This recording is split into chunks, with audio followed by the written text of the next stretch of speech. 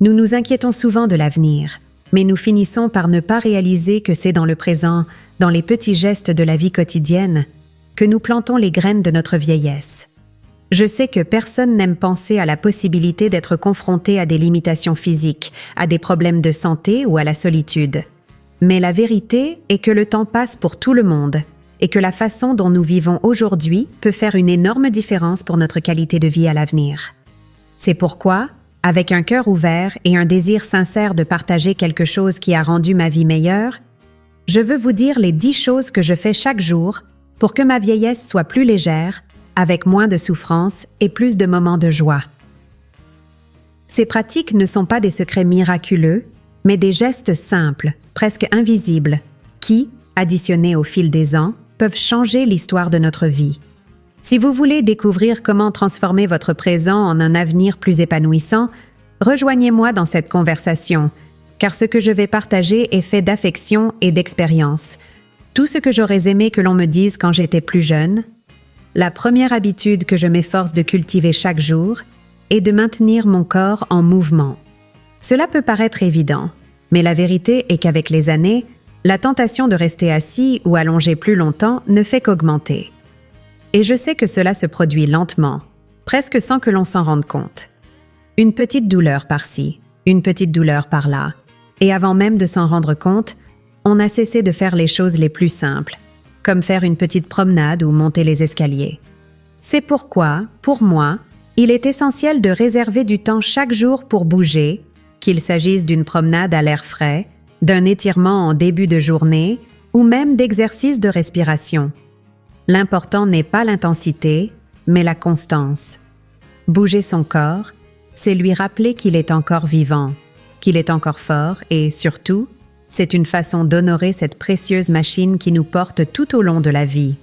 De plus, je me rends compte que cette simple habitude de bouger mon corps aide beaucoup mon humeur. Parfois, je quitte la maison la tête pleine de soucis, mais après quelques pas, la sensation de bien-être commence à apparaître. La brise sur mon visage, le contact avec le soleil, le bruissement des feuilles, tout cela fait une énorme différence pour calmer mon esprit et renouveler mon énergie. Ce moment de mouvement est comme une pause dans l'agitation, un moment où je me connecte à moi-même, où je respire profondément et où je remercie pour cette nouvelle journée. Et c'est tellement accessible. Vous n'avez pas besoin d'une salle de sport, de vêtements ou d'équipements coûteux. Il suffit d'avoir de la volonté et de respecter les limites de son corps, en y allant doucement mais sûrement. Au final, ce qui compte, c'est que chaque mouvement d'aujourd'hui est un cadeau que nous offrons à notre futur moi. La deuxième habitude que je cultive au quotidien est de faire attention à mon alimentation. Je sais que parler d'alimentation saine est quelque chose que nous avons entendu toute notre vie, mais la vérité est que notre relation avec la nourriture change beaucoup au fil des ans. Aujourd'hui, je considère la nourriture non seulement comme un moyen de nourrir mon corps, mais aussi comme une façon de prendre soin de moi, de me traiter avec attention et respect. Je recherche des aliments frais et naturels, j'évite l'excès de sel et de sucre, et je mets un point d'honneur à inclure des légumes et des fruits dans mes repas. Je me rends compte que les aliments que je choisis ont une influence directe sur mon humeur et ma santé. Un repas équilibré me donne de l'énergie, me fait sentir bien et, à long terme, réduit le risque de développer des maladies qui pourraient limiter ma qualité de vie. De plus, j'essaie de savourer chaque repas. Souvent, dans la précipitation de la vie quotidienne, nous mangeons sans même nous rendre compte de ce qu'il y a dans notre assiette. Et c'est un gaspillage non seulement de nutriments, mais aussi de plaisir. Manger lentement, sentir les saveurs, percevoir la texture des aliments, tout cela m'aide à créer une relation plus consciente et plus agréable avec la nourriture. Après tout, c'est l'un des petits plaisirs de la vie, et il mérite d'être valorisé. Lorsque je mange bien, j'ai l'impression de choisir la santé au quotidien, de préparer mon corps à vieillir de manière plus légère et plus saine. Prendre soin de mon alimentation n'est pas une contrainte, mais un cadeau que je me fais, en pensant non seulement à aujourd'hui, mais à tout le temps que je veux encore vivre avec qualité et joie. La troisième habitude à laquelle j'attache beaucoup d'importance est de garder l'esprit actif chaque jour. Bien vieillir n'est pas seulement une question de corps, mais aussi d'esprit. Je me rends compte que le cerveau a autant besoin d'exercice que le corps. C'est pourquoi j'essaie toujours de trouver des activités qui me mettent au défi et m'incitent à la curiosité. Parfois, je lis un bon livre, d'autres fois je travaille sur des mots croisés ou un sudoku, ou même j'apprends quelque chose de nouveau, comme un sujet qui m'intéresse ou une compétence que je n'ai jamais explorée. Ces activités maintiennent mon esprit en éveil, contribuent à améliorer ma mémoire et ma concentration et me donnent le sentiment d'avoir accompli quelque chose, que je développe, même si c'est petit à petit. Chaque nouvelle expérience d'apprentissage est comme l'ouverture d'une fenêtre sur un monde que je n'ai jamais vu auparavant, et cela me remplit d'énergie et de motivation. De plus, exercer mon esprit est aussi une façon de prendre soin de moi à long terme. Je vois tellement de gens qui, au fil des ans, commencent à avoir des troubles de la mémoire, des oublis fréquents, et je crois qu'une stimulation constante du cerveau peut aider à prévenir cela. C'est comme une réserve de santé mentale que je crée pour l'avenir. J'aime à penser qu'en gardant mon esprit actif aujourd'hui, je pose les fondations qui me permettront de vieillir avec plus d'indépendance et de clarté, en étant capable de profiter de chaque instant avec clarté et présence. C'est une façon de prendre soin du moi de demain, afin qu'il puisse vivre une vie pleine, même avec les défis naturels de l'âge. Mieux encore, il n'est pas nécessaire d'exercer son esprit de façon compliquée. Il suffit de trouver quelque chose qui nous stimule et nous donne du plaisir en même temps. La 4e habitude consiste à maintenir des liens sociaux dans ma vie. Parfois, avec l'agitation de la vie quotidienne ou les changements naturels que la vie apporte, nous finissons par nous éloigner des gens, que ce soit par manque de temps, de routine ou même par timidité. Mais je me suis rendu compte que le fait d'avoir des amis, de parler à la famille et d'être en contact avec d'autres personnes est essentiel pour le bien-être émotionnel. Dès que je le peux, j'essaie d'organiser un café avec un ami, de téléphoner à ce parent que je n'ai pas vu depuis longtemps, ou même de participer à des activités de groupe au sein de ma communauté.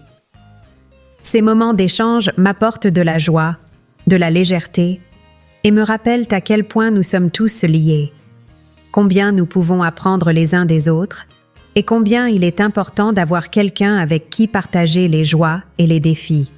Être en contact avec d'autres personnes est également un moyen de prévenir l'isolement et la solitude, qui sont très fréquents chez les personnes âgées. La solitude peut être un énorme fardeau pour le cœur et même affecter la santé physique. Je crois que le simple fait de parler, de rire, de partager des histoires et d'écouter ce que les autres ont à dire est un moyen puissant de garder l'âme jeune. La socialisation est comme un médicament pour l'esprit, elle apporte de la vitalité et renouvelle l'énergie. Chaque amitié, chaque rencontre est l'occasion de créer des souvenirs, de renforcer les liens et de construire un réseau de soutien qui sera présent tout au long de la vie. Et ce réseau, pour moi, est l'un des plus grands trésors que nous puissions cultiver, quelque chose qui nous soutient et nous enrichit profondément à chaque étape de notre parcours.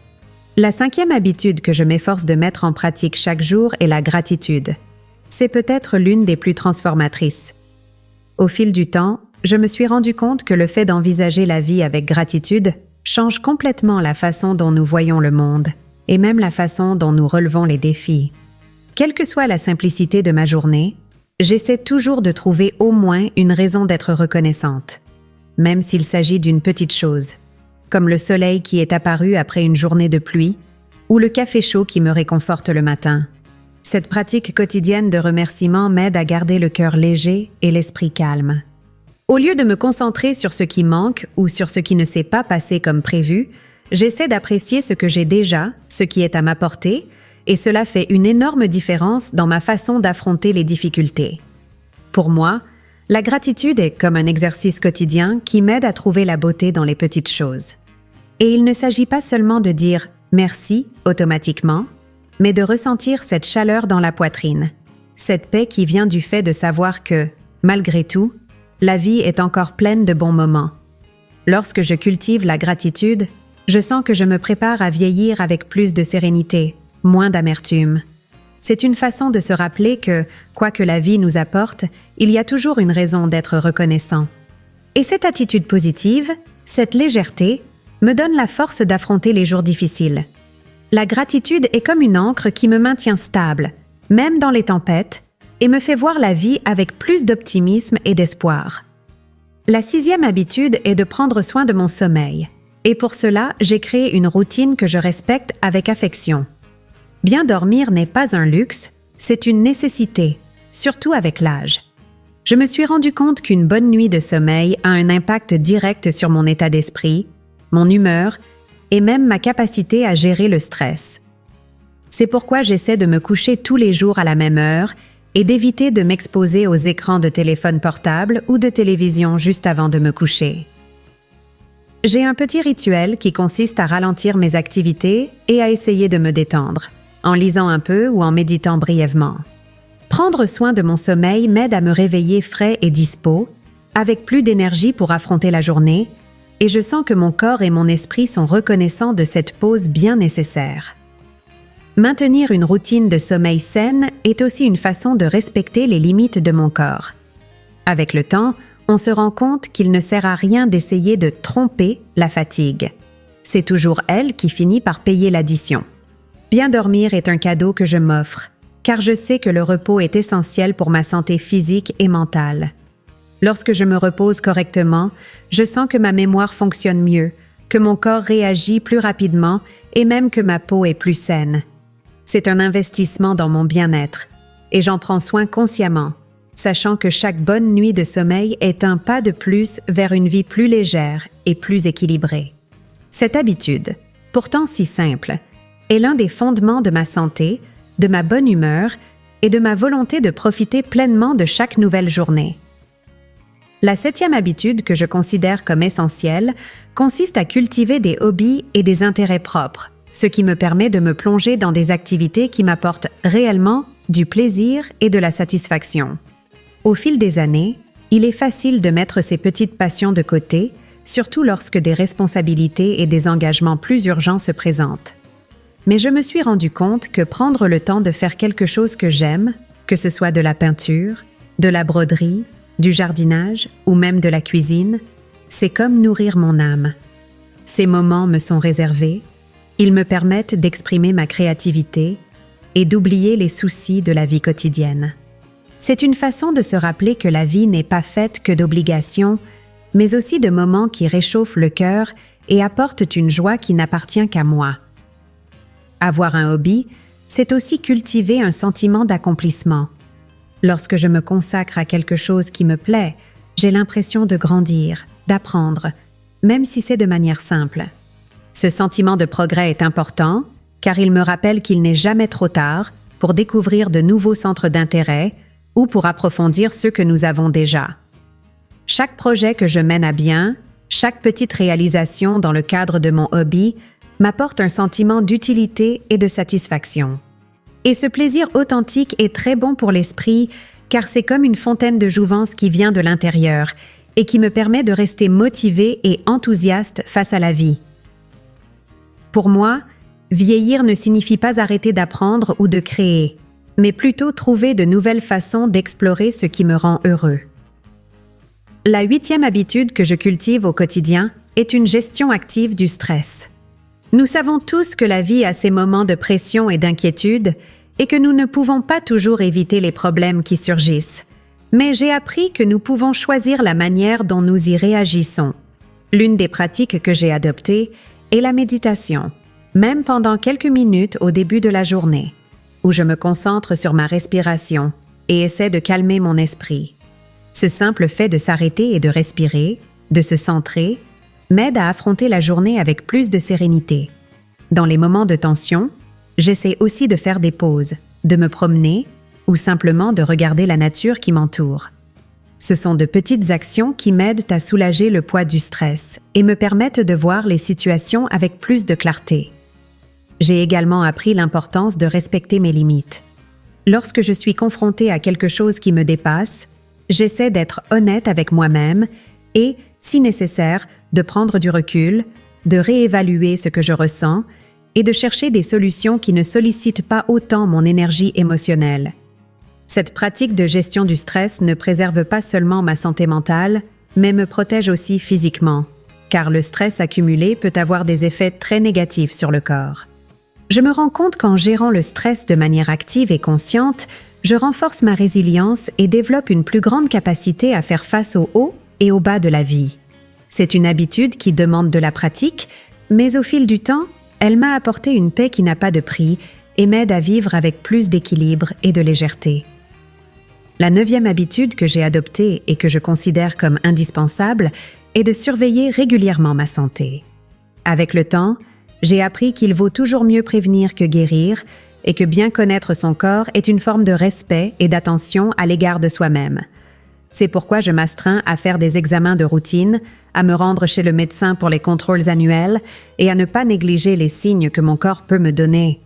La santé est une chose qui ne va pas de soi, et je sais qu'en m'en occupant maintenant, j'investis dans mon avenir, en évitant des surprises qui pourraient être évitées par de simples mesures préventives.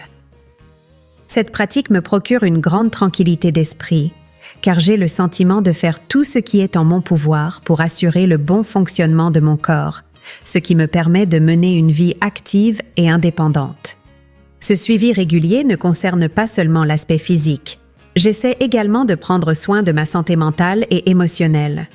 Les gens oublient souvent que le corps et l'esprit sont liés et que la santé mentale est tout aussi importante que la santé physique. Je n'ai pas honte de demander de l'aide lorsque j'en ressens le besoin, que ce soit pour gérer le stress, l'anxiété ou même pour avoir quelqu'un à qui parler des défis de la vie. Pour moi, ces soins personnels sont une façon de me dire que je mérite de l'attention, que mon bien-être est une priorité.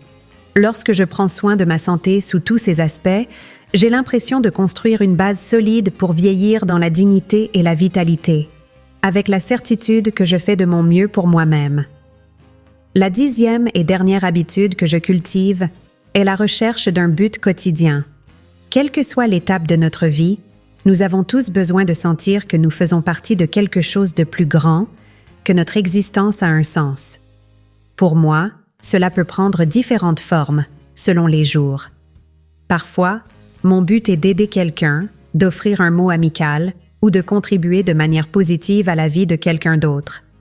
D'autres fois, c'est dans un projet personnel, comme organiser quelque chose à la maison, m'occuper de mes plantes ou écrire.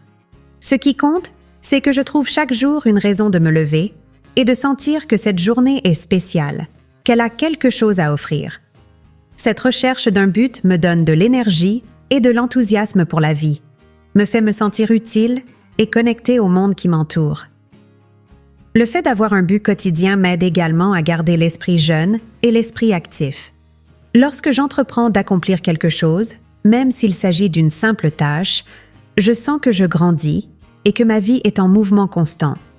Ce sentiment de contribuer d'une manière ou d'une autre au bien d'autrui ou à ma propre croissance apporte une satisfaction qui remplit le cœur. Avoir un but nous rappelle que, quel que soit notre âge, nous avons toujours quelque chose à offrir, que nous sommes toujours importants. Et cela fait toute la différence pour affronter les défis avec optimisme, pour voir chaque nouveau jour comme une occasion de vivre quelque chose de significatif. En fin de compte, avoir un but, c'est comme avoir une lumière qui nous guide, qui nous stabilise et nous aide à aller de l'avant avec un sourire sur le visage et de la gratitude dans le cœur.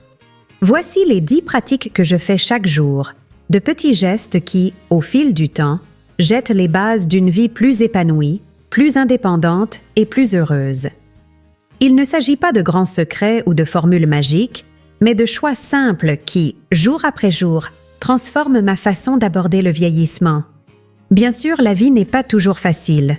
Nous traversons tous des défis, des pertes et des moments difficiles. Mais je crois que ces pratiques m'aident à maintenir l'équilibre, la santé et la tranquillité d'esprit, même lorsque les vents ne sont pas en ma faveur. En prenant soin de mon corps, de mon esprit et de mon cœur, j'ai le sentiment de me préparer à vivre une vieillesse plus légère, avec moins de regrets et plus de gratitude pour chaque étape que j'ai traversée et chaque moment qu'il me reste à vivre. Et si je peux partager un message avec vous, c'est celui-ci. Il n'est jamais trop tard pour commencer. Chaque jour nouveau, nous avons la possibilité de planter une graine d'amour de soi, d'attention et d'objectif. Puissions-nous tous, ensemble, construire une vieillesse plus heureuse et plus significative.